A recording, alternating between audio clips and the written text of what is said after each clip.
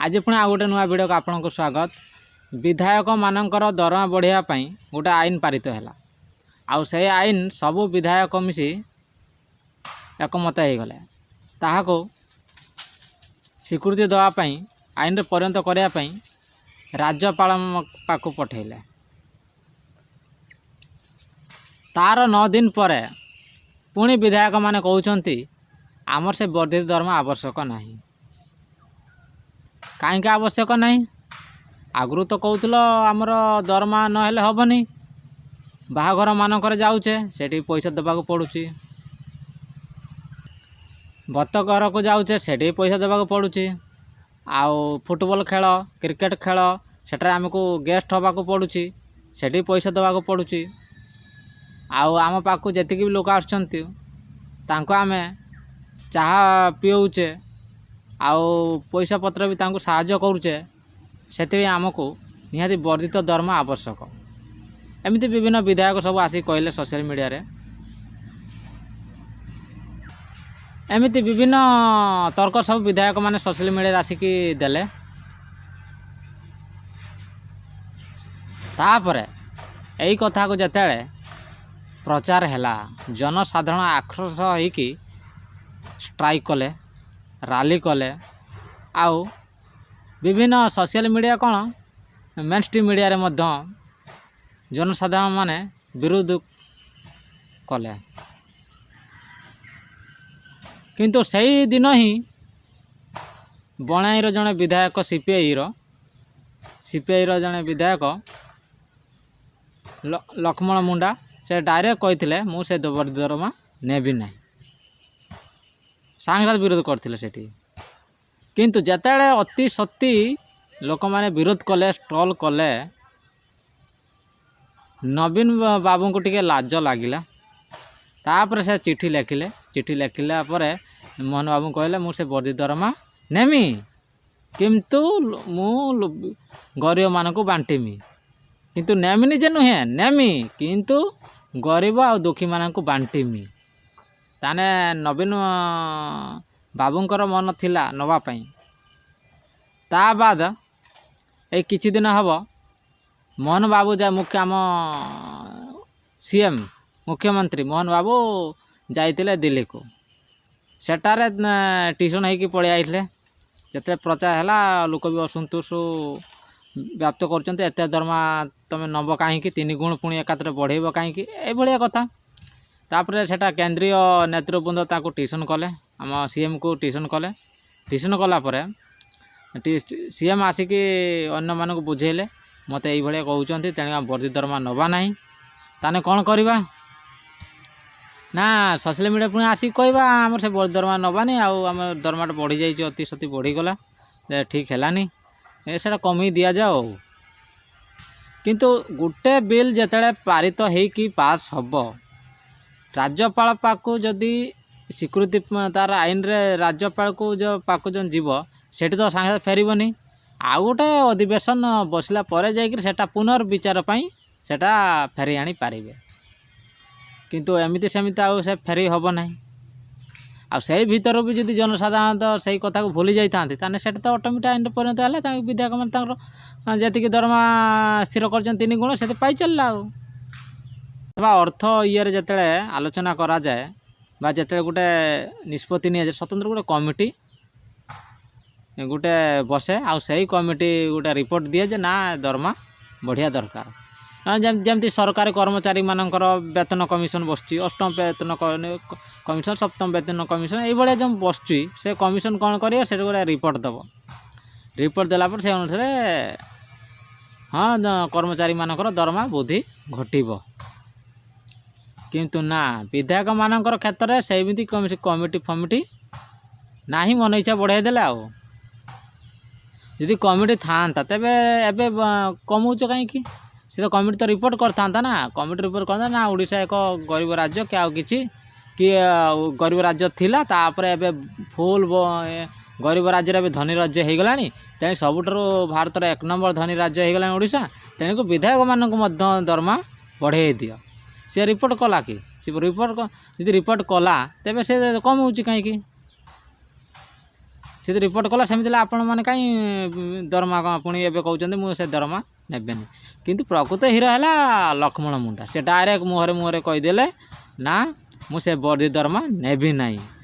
ଯେତେବେଳେ ଜୋରସୋର ଟ୍ରୋଲ ହେଲେ ଅନ୍ୟ ବିଧାୟକ ମାନେ ବି ସେ ଏବେ କାନ୍ଦିବା ଆରମ୍ଭ କଲେ ନା କାକତି ମିକତି ଆରମ୍ଭ କଲେ ନା ଆମେ ସେ ବର୍ଦ୍ଧି ଦରମା ନେବା ନେଇ କମେଇ ଦିଆଯାଉ ବା ସେ ବନ୍ଦ କରିଦିଆଯାଏ। କିନ୍ତୁ ଯେଟା ଯେଉଁ ରାଜ୍ୟପାଳ ପାଖକୁ ଚାଲି ଯାଇଛି ଯେ ବିଲ୍ଟା ସେଟା କ'ଣ ହେବ?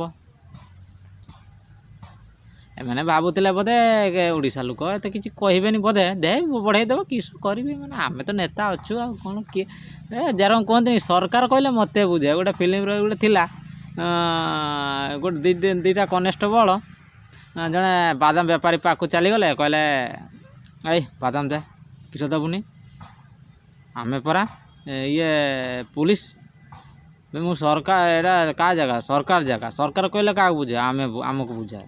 ତେଣୁକୁ ଇଏ ଗୋଟେ ହାତରେ ବାଦାମ ନେଇଯିବ ସରକାର କହିଲେ ଆମକୁ ଯେ ହଁ ନେଇଯାଆନ୍ତୁ ବାଦାମ ବାଲା ବି କହିବ ହଁ ନେଇଯାଉ କାହିଁକି ନା ସେତେବେଳେ ପୁଲିସ ମାନଙ୍କୁ ବଡ଼ ଡର। ଆଉ ସମସ୍ତେ ଜାଣିଥିଲେ ନା ପୁଲିସ ମାନେ ହିଁ ସରକାରର ମୁଖ୍ୟ ଲୋକ ଏମିତି କଥା। ତାପରେ ସେଠି ଗୋଟେ ଡାଇଲଗ୍ ଆସିଥିଲା କ'ଣ ସରକାର କହିଲେ ଆମକୁ ବୁଝାଏ। ଏବେ ଯେଉଁ ML ଗୁଡ଼ା ସବୁ ସେଠି ବସିଛନ୍ତି ଯେତିକି ସେମାନେ ସେ ଭାବୁଥିବେ ସରକାର ତ ଆମେ ନିଜେ ଆଉ ଆମର ନିଷ୍ପତ୍ତି ମୂଳେ ହିଁ ସବୁକିଛି ଆମେ କାହିଁ ନେବାନି ଦରମା। ଆଉ ଏବେ କାହିଁ ସେ କଥା କହୁଛନ୍ତି ଏବେ କାହିଁ ମନା କରୁଛ? ତେବେ ସେତେବେଳେ ତ ସବୁ ସୋସିଆଲ ମିଡ଼ିଆ ଆସିକି କହିଲେ ନା ଆମର ନିହାତି ଦରମା ଦରକାର ବଢ଼ିବା ହେଲା ଦରମା ବଢ଼ିଛି ସବୁଠୁ ସ୍ୱାଗତ ଯୋଗ୍ୟ କଥା। ଆଉ ML ମାନ ଏବେ ଯେଉଁ ଜିନିଷପତ୍ର ବଢ଼ିଲାଣି ଦ୍ରବ୍ୟ ବି ବଢ଼ିଲାଣି ଆଉ ଆମର ବି ଦରମା ବଢ଼ିବା ଦରକାର ନହେଲେ ହେବନି ଏମିତି ଇତ୍ୟାଦି କଥା କହିଲେ। ଏବେ କାହିଁ ମନା କରୁଛ? ଆଉ ଗୋଟେ କଥା ML ମାନେ ତୁମେ ଲୋକଙ୍କ ଦ୍ୱାରା ଭୋଟ୍ ପାଇକି ଜିତିଛ ତାମାନେ ତୁମର କ'ଣ ବାହାଘର ଯିବା ପାଇଁ ତୁମକୁ ଜିତା ଯାଇଛି ନା କେଠି ଖେଳମାନଙ୍କର କ୍ରିକେଟ ଖେଳ ଫୁଟବଲ ଖେଳ ଆଉ କିଛି ଖେଳରେ ଗେଷ୍ଟ ହେବାକୁ ତୁମକୁ କୁହାଯାଇଛି ନା କାହା ବ୍ରତ ଘର କାହାର ଶୁଦ୍ଧ ଘର କାହାର 21 ଘର ଯାଇକି ପଇସା ଦେବାକୁ ତୁମକୁ କୁହାଯାଇଛି। ତୁମର କାମ କ'ଣ? ବିଧାୟକ ମାନେ ଯେଉଁ ହେଇଛ ଗୋଟେ ନିଜର ଗୋଟେ କର୍ତ୍ତବ୍ୟ କ'ଣ ଜାଣିବା ଦରକାର ନା ଖାଲି ଏଠି ସେଠି ପଇସା ଫିଙ୍ଗିଲେ କ'ଣ ହେବ? ଭୋଟକୁ ମାନେ ଭୋଟରମାନଙ୍କୁ ଧରି ରଖିବା ସେକେଣ୍ଡ ଥର ଯେ ଏରିଆରୁ ଜିତିଛନ୍ତି ସେ ଏରିଆର ଉନ୍ନତି ହେଉ ବା ନ ହେଉ କି କାର୍ଯ୍ୟ କାମ ହେଉ ବା ନ ହେଉ କିନ୍ତୁ ସେକେଣ୍ଡ ଥର ପୁଣି ଜିତିଯିବା ଦରକାର। ହଉ ସାଧାରଣ କଥା ଧରାଯାଉ ଯେଉଁମାନେ ନୂଆ ବିଧାୟକ ହେଇଛନ୍ତି ତାଙ୍କୁ ତ ନିହାତି ପଇସା ଆବଶ୍ୟକ ସମସ୍ତେ କୋଟିପତି ନୁହନ୍ତି। ଆଗରୁ ଯେଉଁମାନେ ଥରେ ବିଧାୟକ ହେଇଛନ୍ତି ସେମାନେ ବା ନିଶ୍ଚିତ ଭାବରେ ପଇସା ଥିବ। ଆଉ ଏମିତିକି 47ରୁ 107 ଜଣ ବିଧାୟକ କୋଟିପତି ମାନଙ୍କର ତ ଏତେ ପଇସା ଆବଶ୍ୟକ ବି ନୁହେଁ କାରଣ କୋଟିପତି ଯେହେତୁ ସେ ନିଜ ଜନସେବା ଅନୁସାରେ ଜନସେବା କରିବା ପାଇଁ ଯଦି ଆସୁଛନ୍ତି ନିଜ ପକେଟରୁ ନିହାତି ଜନସେବା କରିପାରିବା କଥା। କିନ୍ତୁ ଯେଉଁମାନେ ନୂଆ ଆସିଛନ୍ତି ତାଙ୍କ ପାଖରେ ସେତିକି ପଇସା ବି ନଥିବ କିନ୍ତୁ ତାଙ୍କୁ ପଇସା କିନ୍ତୁ ନିହାତି ଆବଶ୍ୟକ କିନ୍ତୁ ଏତେ ଯେ ପଇସା ଆବଶ୍ୟକ ଏତେ ଅଧିକ 3 ଗୁଣା ସେତିକି ନୁହେଁ। କିନ୍ତୁ ଯେତିକି ବର୍ଦ୍ଧିତ ଦରମା ଆମର ଯେଉଁ ମୁଦ୍ରାସ୍ଫୀତିକୁ ବିଚାର କରାଯାଇ ଗୋଟେ ଦରମା ଯେତିକି ସାଲେରୀ ଗୋଟେ ନିର୍ଦ୍ଧାରଣ କରାଯିବା ଦରକାର କିନ୍ତୁ ନା ମନେ ସ୍ଥିର କରି ନେଇଗଲେ ନା ସରକାର କହିଲେ ଆମକୁ ବୁଝାଏ। ବିଧାୟକମାନେ କହିଥିଲେ ସରକାର କହିଲେ ଆମକୁ ବୁଝାଏ। ଆଉ ନବୀନ ପଟ୍ଟନାୟକ ଯେହେତୁ ବିରୋଧୀ ଦଳ ନେତା ସେ ଯେତେବେଳେ ଅତି ଟ୍ରୋଲ୍ ହେଲେ ସମାଲୋଚନା ଶିକାର ହେଲେ କହିଲେ ନବୀନ ବାବୁ ତ ପୁରା ସୂଚ ମଣିଷଟାଏ ଗୋଟେ ସୂଚ ମାନବିକତା ସୂଚ ଅମକି ଆରେ ସେ ଲୋକ କ'ଣ ହଁ କହିଥିଲା ତାଙ୍କୁ ଟିକେ ଅଧିକା ବାଧିଲା। ଆରେ ମୁଁ ତ ସୂଚ ମୋତେ କହୁଥିଲେ ହଉ ସୂଚ କୁହନ୍ତୁ କିନ୍ତୁ ଦରମାଟା ନେମି କିନ୍ତୁ କହିଦେମି ଯେ ଗରିବମାନଙ୍କୁ ଦେମି ପରେ ମୁଁ ଗରିବମାନଙ୍କୁ ଦିଏ ନ ଦିଏ କହିଦେନେ ଗଲା କଥା ସରିଲା ପରେ ଆଣିକି ମୋ ପକେଟରେ ରଖିଦେମି। ପ୍ରଥମ ଦରମାଟା ଆମେ ଆଣିକି ଲୋକ ଦେଖାଣି ଗୋଟେ ମିଡ଼ିଆ ବାଲାଙ୍କୁ ଡାକି ଗରିବ କି ଦୁଃଖୀମାନଙ୍କୁ ଦାନ ଦେବାର ଦେଖେଇଦେମି ତାପରେ ଆଉ ଯେତିକି ଦରମା ଆସିବ ସେଇଟା ମୁଁ ପକେଟରେ ପୁରେଇ ଦେମି। ଆଉ ଏହା ବୋଧେ ଭାବି କହିଲେ ନା ବର୍ଦ୍ଧିତ ଦରମା ମୁଁ ନେମି ହେଲେ ମୁଁ ଦୁଃଖୀ ଦରିଦ୍ରଙ୍କୁ ବାଣ୍ଟି ଦେମି ହେଲା କି ଏଇଭଳିଆ କହିଲେ। ତାପରେ ତାଙ୍କୁ ଦେଖା ଦେଖି ତାଙ୍କର ଚେଲା ଯେଗୁଡ଼ା ରହିଲେ ଯେଉଁ ତାଙ୍କର ବିଜେଡ଼ିର ଅନ୍ୟ ବିଧାୟକ ସେମାନେ ବି କହିଲେ ଆମକୁ ବି ବର୍ଦ୍ଧିତ ଦରମା ଆବଶ୍ୟକ ନାହିଁ। ତାପରେ ଯେତେବେଳେ ମୋହନ ମାଝୀ ଯେତେବେଳେ ରାଷ୍ଟ୍ରୀୟ ଦିଲ୍ଲୀକୁ ଯାଇଥିଲେ ସେଠୁ ଯେତେ ଟ୍ୟୁସନ୍ ହେଇକି ଆସିଲେ ମୋହନ ବାବୁ ବୁଝେଇଲେ ଅନ୍ୟମାନଙ୍କୁ ନା ଆମେ ବି ଦରମା ନେବା ନାହିଁ। ଯଦି ଏମାନେ ନେବେନି ତାହେଲେ ଆମେ ଓଡ଼ିଶା ଜନସାଧାରଣଙ୍କ ଆଗରେ ବିଜେପି ନିଚ ହେଇଯିବ। ସେଥିପାଇଁ ଆମେ ବି ମନା କରିଦେବା ଦରମା ନେବାନି। ଆଉ ତାପରେ ସୋସିଆଲ ମିଡ଼ିଆ ଆସିକି କହିଲେ ନା ବି ନେବା ନାହିଁ। ଆରେ କମ୍ ସେ କମ୍ ବିଚାର କରିବା ଦରକାର ଯେ ଏମିତି ଆପଣମାନେ ଏମିତି ତରବର ହେଲେ କ'ଣ ହେବ। ଆପଣଙ୍କ ଏରିଆରେ ଯେଉଁ ଏରିଆରେ ଆପଣ ଆସୁଛନ୍ତି ସେ ଏରିଆରେ ଆପଣଙ୍କର ML ଫଣ୍ଡକୁ ଭଲ ଭାବରେ ଖର୍ଚ୍ଚ କରନ୍ତୁ। ଆପଣ ତ ଏମିତିରେ ପିସି ପାଉଛନ୍ତି। ଆଉ ସେଠୁ ଯେଉଁ ଗୁଡ଼ି ମୋରମ ଇତ୍ୟାଦିର ତ ମାଲ ଭଲ ଭାବରେ ଆସୁଥିବ। ଆଉ ସେଇ ଭିତରେ ପୁଣି ଆକୁ ଟ୍ରାନ୍ସଫର ଏଇ ରକର ସେଥିରେ ବି 5-10 ଆସୁଥିବ। ଏଇ ରକ ହେଇକି ତ 3 ଲକ୍ଷ 4 ଲକ୍ଷ 5 ଲକ୍ଷ ମାସକୁ ହେଇଯାଉଥିବ। ପୁଣି ଡାଇରେକ୍ଟ ସେଠି ଦରମା ନେଇକି ଆପଣ ଲୋକଙ୍କ ଆଗରେ ଗୋଟେ ହସିବାର ପାତ୍ର ହେଲେ ନା। ଆଉ ଯଦି ଆପଣ ଦରମା ନେବେ ବୋଲି କହୁଛନ୍ତି, ଯଦି ଏଗୁଡ଼ା କ'ଣ ପିସି କାରବାର କି ଯେତିକି ଯେଉଁ ଖଣି ଖାଦାନର ବଟି ସେଗୁଡ଼ା କ'ଣ ଆପଣ ନେବେନି କି? ସେଟା ଆଉ ମନା କଲେନି ନା, ସେଟା ଯେ ନେବେ, ସେଟା ଯେ ମନା କରାଯିବନି। ସେଥିପାଇଁ ଆପଣ ବିଧାୟକ, ଆପଣଙ୍କୁ ଲୋକେ ବହୁତ ଆଶା ଭରସା ରଖି ପଠେଇଛନ୍ତି ବିଧାନସଭାକୁ। ତାଙ୍କ ସେ ଏରିଆରେ ଆପଣଙ୍କ ସେ ବିଧାନମଣ୍ଡଳରେ କାମ କରିକି ଦେଖେଇବେ ବୋଲି, ଅନ୍ୟ ବିଧାୟକଙ୍କ ଠାରୁ ଭଲ କାମ କରିବେ କି କାମ କରିକି ଦେଖେଇବେ ବୋଲି ଲୋକଙ୍କର ଆଶା ରହିଛି। ସେଥିପାଇଁ ଆପଣଙ୍କୁ ସେଠାରେ ଆପଣଙ୍କର ଫଣ୍ଡ ଭଲ ଭାବରେ ଖର୍ଚ୍ଚ କରନ୍ତୁ। ଆଉ ଉଚିତ ମାର୍ଗରେ ଖର୍ଚ୍ଚ କରନ୍ତୁ। ଭଲ ଭାବରେ ବି ଖର୍ଚ୍ଚ କରନ୍ତୁ, ଯେମିତି ଲୋକଙ୍କର ଉନ୍ନତି ହେବ। ଆଉ ଲୋକ ନିଜେ କୁହନ୍ତୁ ନା ଏଇ ବିଧାୟକ ଆମର ଭଲ, ତେଣୁକି ଆକୁ ହିଁ ବାରମ୍ବାର ଜିତେଇବା। ପଇସା ଦେଉ ବା ନ ଦେଉ ଜିତେଇ ଚାଲିବା।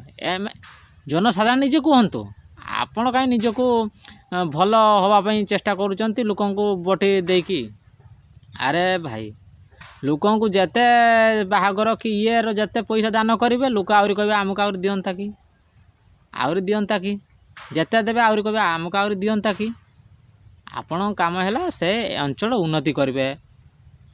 ଯେତିକି ଗରିବ ଅଛନ୍ତି ତାଙ୍କ ପାଇଁ ଘର ବ୍ୟବସ୍ଥା କରିବେ, ଯେ ପାଉନାହିଁ ନ ପାଉନାହିଁ ପଞ୍ଚାୟତ ବୁଲିବେ, ଦେଖିବେ ଆଉ କ'ଣ ପାଇଁ ପାଇଲାନି, ଆଉ ପାନୀୟ ଜଳ ଠିକରେ ମିଳୁଛି କି ନାହିଁ ଦେଖିବେ। ଏମିତି ଅନେକ କଥା।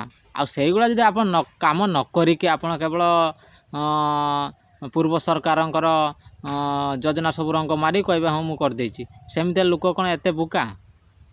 ଅବଶ୍ୟ ଆପଣ ଯେତେବେଳେ ବୋଧେ ଭାବିଦେଲେ ଯେତିକି ଯେଉଁ ବିଧାୟକ କଂଗ୍ରେସ, ବିଜେଡ଼ି, ବିଜେପି ଏମାନେ ଗୋଟେ ସଲା ସୁତୁରା ଗୋଟେ କରିଦେଲେ, ଏଇଟା ତ ଆମ ଧର୍ମ କଥା, ଆମେ ମୋଟେ ବିରୋଧ କରିବା କାହିଁକି? ତ ବିରୋଧ କଲେ ତା ଦରମାଟା ହେବ, ତାକୁ ନ କମ୍ କରିଦେବା। ଏଇର ସବୁ କଥାବାର୍ତ୍ତା ହେଇକି ସମସ୍ତେ ବୋଧେ ଏକମତ ହେଇଗଲେ।